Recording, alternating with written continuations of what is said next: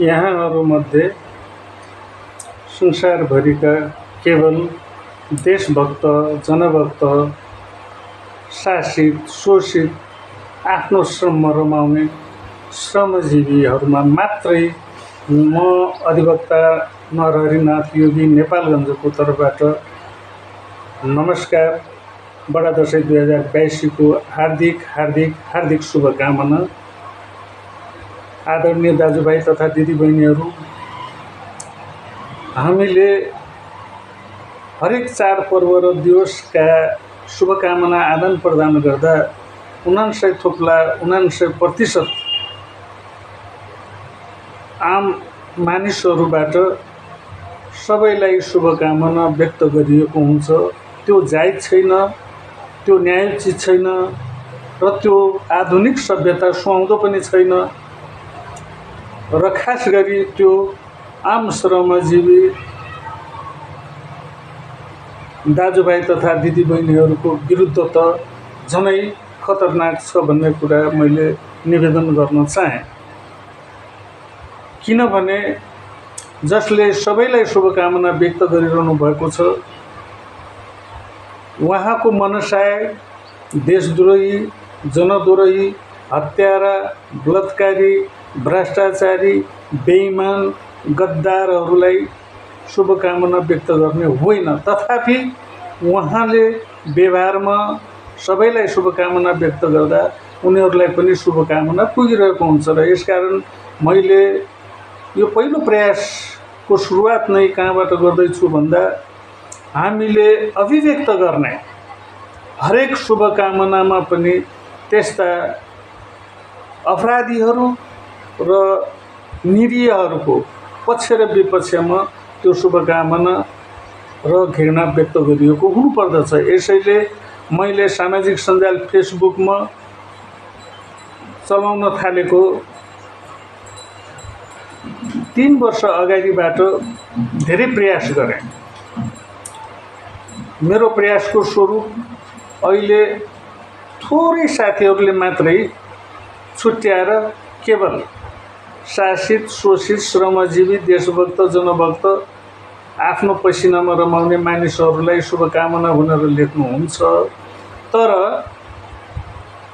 उहाँहरूले पनि अहिलेसम्म देशद्रोही, जनद्रोही, हत्यारा, बलात्कारी, भ्रष्टाचारीहरूलाई घृणा भनेर लेख्न सकिरहनु भएको मैले देख्न पाएको छैन।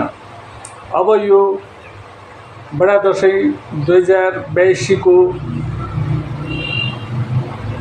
उपलक्ष्यमा मैले पहिलो प्रयास युट्युब च्यानलमा गर्ने क्रममा यहाँहरूसँग विनम्रतापूर्वक यहीँबाट विनम्रतापूर्वक हात जोडेर निवेदन गर्न के चाहे भने हामी लोकतान्त्रिक गणतन्त्रमा छौँ र हामीले हाम्रो व्यक्तिगतलाई मात्रै होइन, हाम्रो समाजलाई मात्रै होइन, विश्वमा अहिले समाजको परिभाषा एकदमै फराकिलो भइसकेको छ र विश्व एउटा सानो घर जस्तो भइसकेको अवस्थामा संसारभरिका शासित, शोषित, श्रमजीवी, आफ्नो पसिनामा रमाउने दाजुभाइ तथा दिदीबहिनीहरूको निम्ति हामीले बोल्नुपर्छ र हाम्रा हरेक चाडपर्व दिवसहरूमा शुभकामना आदान प्रदान गर्दा केवल उहाँहरूलाई मात्रै हार्दिक शुभकामना व्यक्त गर्नुका साथसाथै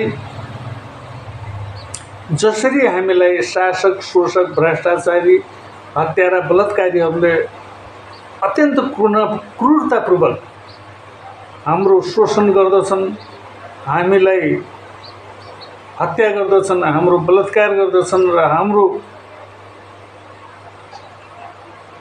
आचरणलाई भ्रष्ट बनाउने भ्रष्टाचार गर्दछन्, उनीहरूप्रति हामीले कमसेकम यस्ता दिवसहरूमा घृणासम्म व्यक्त गर्न सक्यौँ भने मनोवैज्ञानिक ढङ्गले उनीहरू कमजोर हुनेछन् र अन्तमा बडा दशैं 2082 ले हामी शासित, शोषित र आफ्नो श्रममा रमाउने श्रमजीवीहरूलाई अध्ययनशील बन्न प्रेरित गरोस्। हामी अध्ययनशील बनौँ, ज्ञानको क्षेत्रमा हामी हरेक पाइलामा शासक र शोषकहरूभन्दा अगाडि भयौँ भने हामीभन्दा शासक र शोषकहरू मनोवैज्ञानिक ढङ्गले हतोत्साहित हुनेछन् र कमजोर हुनेछन्। ज्ञानका क्षेत्रमा हामी अगाडि बढ्यौँ भने उनीहरूले कहिल्यै पनि हामीलाई जवाब दिन सक्ने छैनन्, अघि बढ्न सक्ने छैनन्। जसरी हामी जङ्गली युगबाट आजसम्मको सामाजिक सञ्जाल र अन्तरिक्षको युगसम्म आइपुगेका छौँ, अब 50 वर्षमा समाज धेरै अगाडि जानेछ। यी शासक र शोषकहरू धेरै तल झर्नेछन्। हामी सचेत बनौँ। बडा दसैँ 2082 को सन्दर्भमा यहाँहरूप्रति मैले यो पहिलो प्रयास युट्युब च्यानलमा गरेको छु। साथीहरूले मेरो योनान अध्ययनशाला युट्युब च्यानललाई सब्सक्राइब गरिदिनु होला र आफू जस्तै शासित र शोषितहरूलाई यो च्यानल सब्सक्राइब गरेर हेर्ने, अध्ययन गर्ने बानी बसालेर आफूलाई सचेत बनाएर शासक र शोषकहरूको विरुद्ध लड्ने मनोवैज्ञानिक रूपले आफूलाई बलियो बनाउनु होला भन्ने विनम्रतापूर्वक निवेदन गर्दछु। धन्यवाद, नमस्कार।